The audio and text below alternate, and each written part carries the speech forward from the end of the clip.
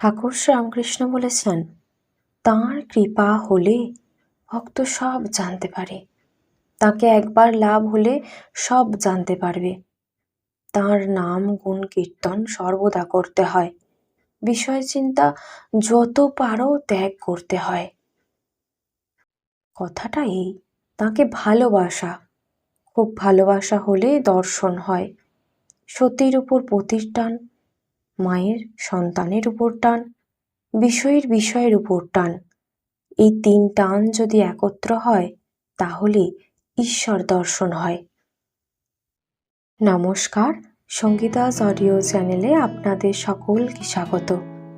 আপনারা শুনছেন শ্রীম কথিত শ্রী শ্রী রামকৃষ্ণ কথামৃত পাঠ।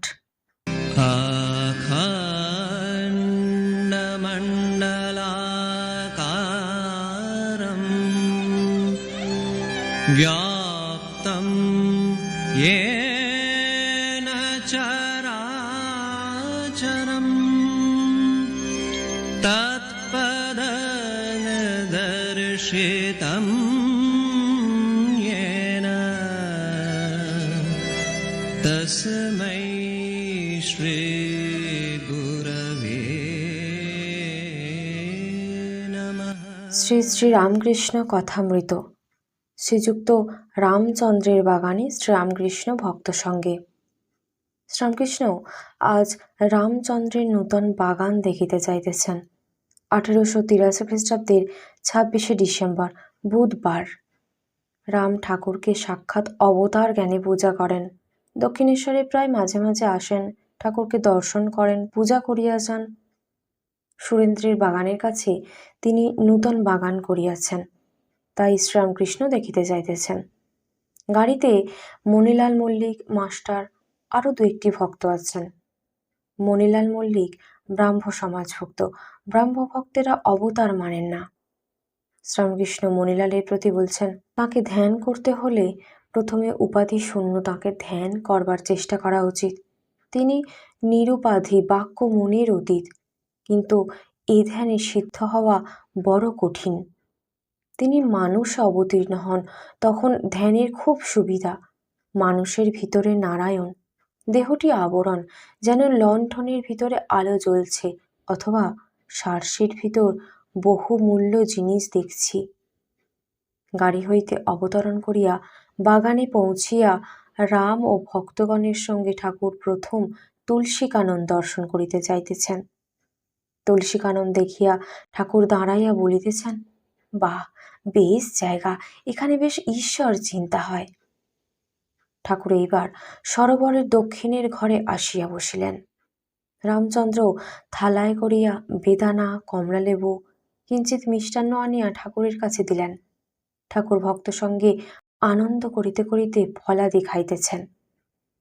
কিয়ৎক্ষণ পরে সমস্ত বাগান পরিক্রমা করিতেছেন। এইবার নিকটবর্তী সুরেন্দ্রের বাগানে যাইতেছেন। পদব্রজে খানিকটা গিয়া গাড়িতে উঠিলেন। গাড়ি করিয়া সুরেন্দ্রের বাগানে যাইবেন। পদব্রজে যখন ভক্ত সঙ্গে যাইতেছেন, তখন শ্রীরামকৃষ্ণ দেখিলেন যে পার্শ্বের বাগানে গাছতলায় একটি সাধু একাকী খাটিয়ায় বসিয়া আছেন। দেখিয়াই তিনি সাধুর কাছে উপস্থিত হইয়া আনন্দে তাহার সহিত হিন্দিতে কথা কহিতেছেন। শ্রীরামকৃষ্ণ সাধুর প্রতি বলছেন, আপনি কোন সম্প্রদায়ের? গিরি বা পুরী কোন উপাধি আছে? সাধু বলছেন, লোকে আমায় পরমহংস বলে।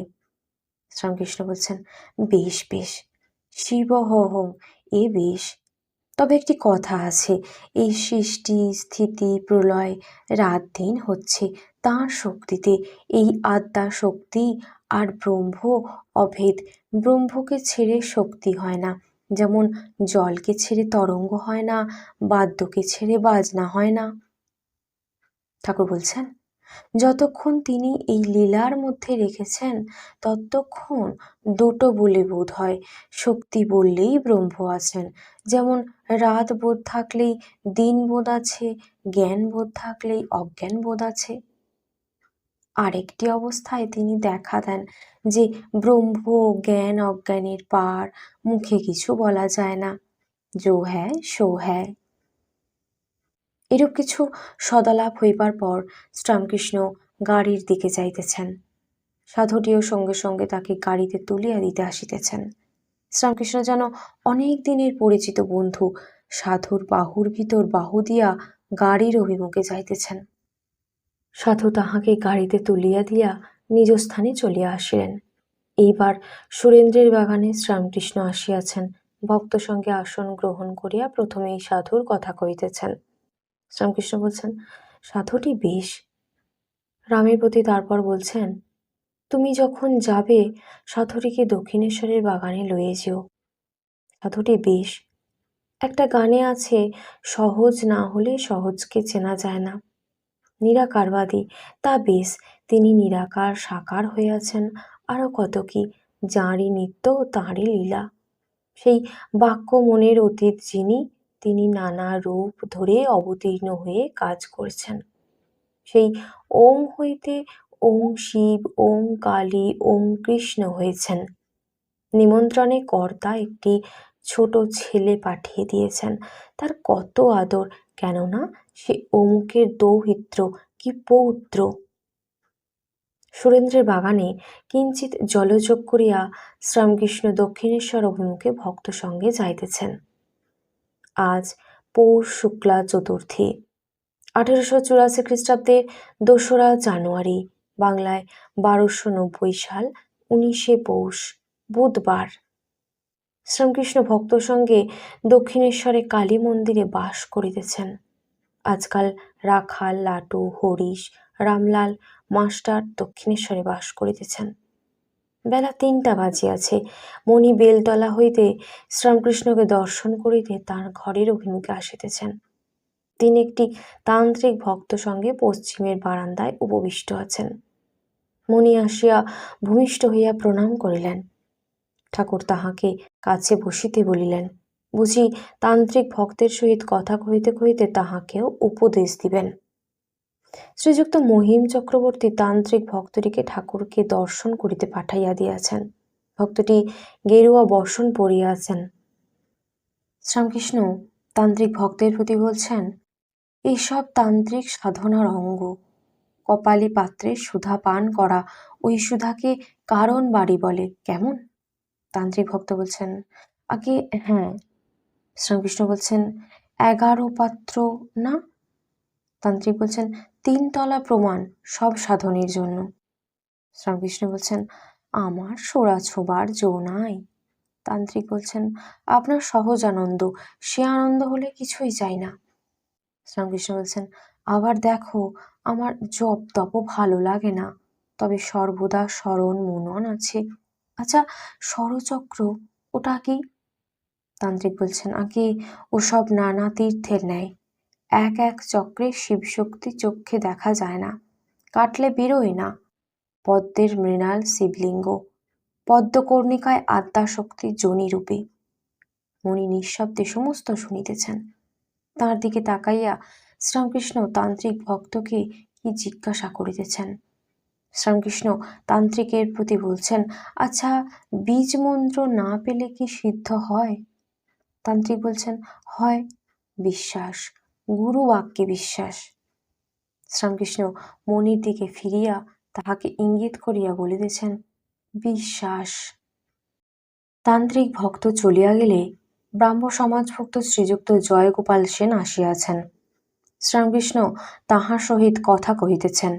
রাখাল, মণি প্রভৃতি ভক্তেরা কাছে আছেন। অপরাহ্ন। শ্রীরামকৃষ্ণ জয়গোপালের প্রতি বলছেন, কারোকে কোনো মতকে বিদ্বেষ করতে নাই। নিরাকারবাদী, সাকারবাদী সকলেই তাঁর দিকে যাচ্ছে। জ্ঞানী, যোগী, ভক্ত সকলেই তাকে খুঁজছে। জ্ঞান পথের লোক তাকে বলে ব্রহ্ম, যোগীরা বলে আত্মা, পরমাত্মা, ভক্তেরা বলে ভগবান। আবার আছে যে নিত্য ঠাকুর, নিত্য দাস। জয়গোপাল বলছেন, সব পথই সত্য কেমন করে জানবো? শ্রীরামকৃষ্ণ বলছেন, একটা পথ দিয়ে ঠিক যেতে পারলে তাঁর কাছে পৌঁছানো যায়। তখন সব পথের খবর জানতে পারে। যেমন একবার কোনো উপায়ে ছাদে উঠতে পারলে কাঠের সিঁড়ি দিয়াও নামা যায়, পাকা সিঁড়ি দিয়াও নামা যায়, একটা দড়ি দিয়াও নামা যায়। তাঁর কৃপা হলে ভক্ত সব জানতে পারে। তাকে একবার লাভ হলে সব জানতে পারবে। একবার জোরসো করে বড়বাবুর সঙ্গে দেখা করতে হয়, আলাপ করতে হয়, তখন বাবুই বলে দেবে তার কখানা বাগান, পুকুর, কোম্পানির কাগজ। জয়গোপাল বলছেন, কি করে তার কৃপা হয়? শ্রীরামকৃষ্ণ বলছেন, তার নাম গুণ কীর্তন সর্বদা করতে হয়, বিষয় চিন্তা যত পারো ত্যাগ করতে হয়। তুমি চাষ করবার জন্য খেতে অনেক কষ্টে জল আনছো, কিন্তু ঘোগ মানে আলের গর্ত দিয়ে সব বেরিয়ে যাচ্ছে, নালা কেটে জল আনা বৃথা পণ্ডশ্রম হলো। চিত্তশুদ্ধি হলে, বিষয়াসক্তি চলে গেলে ব্যাকুলতা আসবে, তোমার প্রার্থনা ঈশ্বরের কাছে পৌঁছিবে। টেলিগ্রাফের তারের ভিতর অন্য জিনিস মিশালো থাকলে বা ফুটো থাকলে তারের খবর পৌঁছিবে না। আমি ব্যাকুল হয়ে একলা একলা কাঁদতাম, কোথায় নারায়ণ এই বলে কাঁদতাম, কাঁদতে কাঁদতে অজ্ঞান হয়ে যেতাম। মহাবায়ুতে লীন। যোগ কিসে হয়? টেলিগ্রাফের তারে অন্য জিনিস বা ফুটো না থাকলে হয়। একেবারে বিষয়াসক্তি ত্যাগ। ঠাকুর বলছেন, কোনো কামনা বাসনা রাখতে নাই। কামনা বাসনা থাকলে সকাম ভক্তি বলে, নিষ্কাম ভক্তিকে বলে অহেতুকী ভক্তি। তুমি ভালোবাসো আর নাই বাসো, তবু তোমাকে ভালোবাসি, এর নাম অহেতুকী। কথাটা এই, তাকে ভালোবাসা, খুব ভালোবাসা হলে দর্শন হয়। সতীর পতির উপর টান, মায়ের সন্তানের উপর টান, বিষয়ের উপর টান, এই তিন টান যদি একত্র হয় তাহলে ঈশ্বর দর্শন হয়।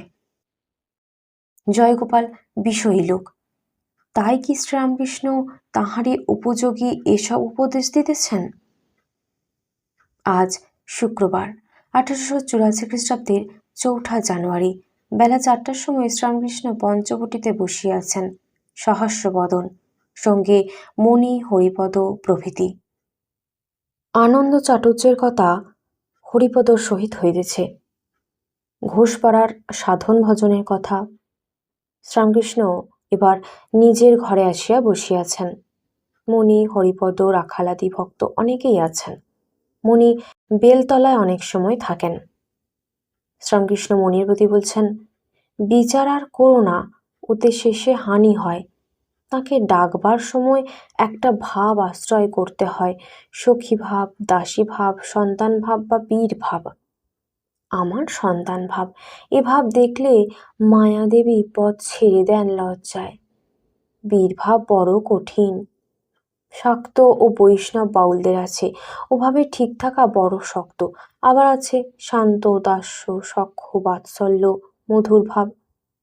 মধুর ভাবে সব আছে, শান্ত, দাস্য, সখ্য, বাৎসল্য। মণিপতি ঠাকুর বলছেন, তোমার কোনটা ভালো লাগে? মণি বলছেন, সব ভাবই ভালো লাগে। শ্রীরামকৃষ্ণ বলছেন, সব ভাব সিদ্ধ অবস্থায় ভালো লাগে, সে অবস্থায় কাম গন্ধ থাকবে না। বৈষ্ণব শাস্ত্রে আছে চণ্ডীদাস ও রজকিনীর কথা, তাদের ভালোবাসা কাম গন্ধ বিবর্জিত। এ অবস্থায় প্রকৃতি ভাব আপনাকে পুরুষ বলে বোধ থাকে না। রূপ গোস্বামী মীরাবাই স্ত্রীলোক বলে তাঁর সহিত দেখা করতে চান নাই, মীরাবাই বলে পাঠালেন। শ্রীকৃষ্ণই একমাত্র পুরুষ, বৃন্দাবনে সকলেই সেই পুরুষের দাসী। গোস্বামীর পুরুষ অভিমান করা কি ঠিক হয়েছে? সন্ধ্যার পর মণি আবার শ্রীরামকৃষ্ণের পাদমূলে বসিয়া আছেন। সংবাদ আসিয়াছে শ্রীযুক্ত কেশব সেনের অসুখ বাড়িয়াছে, তাহারই কথা প্রসঙ্গে ব্রাহ্ম সমাজের কথা হইতেছে। শ্রীরামকৃষ্ণ মণির প্রতি বলছেন, হ্যাঁ গা, ওদের ওখানে কি কেবল লেকচার দেওয়া, না ধ্যানও আছে? ওরা বুঝি বলে উপাসনা। এসব আগে খ্রিস্টান ধর্ম, খ্রিস্টানি মত খুব চিন্তা করেছিলেন। সেই সময় তাঁর আগে দেবেন্দ্র ঠাকুরের ওখানে ছিলেন। ঠাকুর বলছেন, কেশব এখন কালী মানেন, চিন্ময়ী কালী, আদ্যাশক্তি, আর মা মা বলে তার নাম গুণ কীর্তন করেন। বৈকালে কলিকাতা হইতে কতকগুলি ভক্ত আসিয়াছিলেন, তাহারা অনেক গান ঠাকুরকে শুনিয়াছিলেন। তার মধ্যে একটি গান আছে, মা তুমি আমাদের লাল চুষি মুখে দিয়ে ভুলিয়ে রেখেছ, আমরা চুষি ফেলে যখন তোমার জন্য চিৎকার করে কাঁদবো, তখন তুমি আমাদের কাছে নিশ্চয়ই দৌড়ে আসবে। শ্রীরামকৃষ্ণ মণির প্রতি বলছেন, তারা কেবল লাল চুষির গান গাইলে। মণি বলছেন, আগে আপনি কেশব সেনকে এই লাল চুষির কথা বলেছিলেন। শ্রীরামকৃষ্ণ বলছেন, হ্যাঁ, আর চিদাকাশের কথা, আরও সব অনেক কথা হতো, আর আনন্দ হতো, গান হতো, নৃত্য হতো।